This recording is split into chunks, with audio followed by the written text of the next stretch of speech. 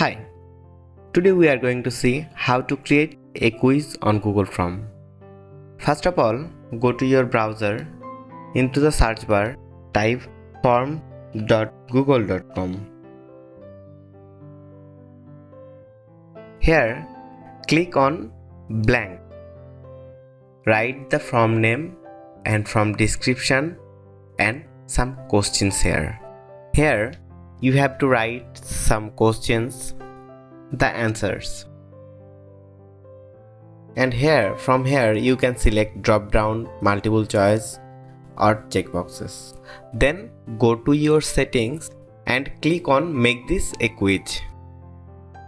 After that, go back to your questions.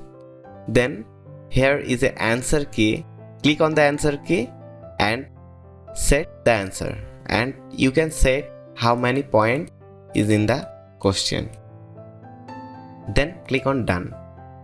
After that, you have to give who want to give the quiz and his email address, and include the form in email. Then click on send. Here is your mail. Now I am showing how to fill in the form.